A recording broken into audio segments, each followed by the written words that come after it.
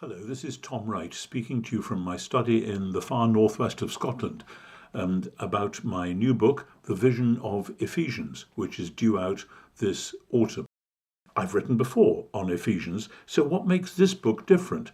As my thinking on Paul and on the early church has grown and developed over the last 10 or 15 years particularly, so I'm coming back and rereading some favourite texts and seeing things in them which weren't so clear before. And I think particularly with Ephesians, what makes this book different is that I'm going through some of those themes which I now want to highlight in ways that I simply hadn't done before. And various things then emerge. It's like sometimes looking out at the landscape I can see from my room here.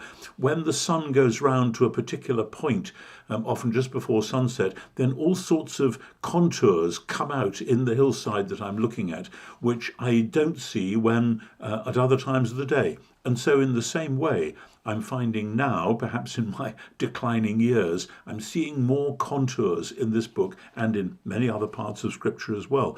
So I hope there are many new insights which have now come very clear to me, which weren't there before.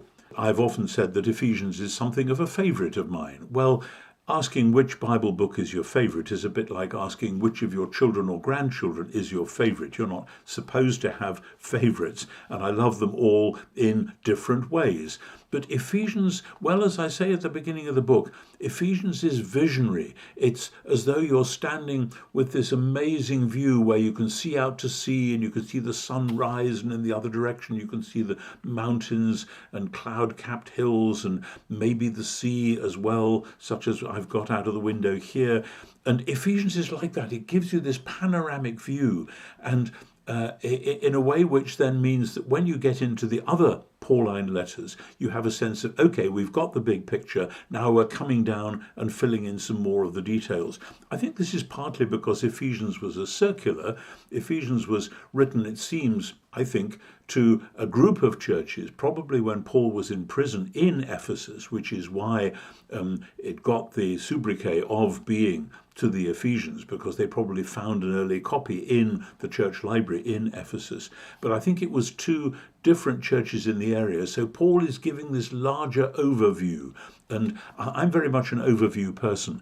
I know there are different personality types, and many New Testament scholars are not really large overview people. They're more like fine-tuned detail people. Well, fine-tuned detail is great as long as we've got the big picture. And I've found that many students and many pastors want the big picture first before they can then plunge into all the detail. Well, come to this book because it's all here.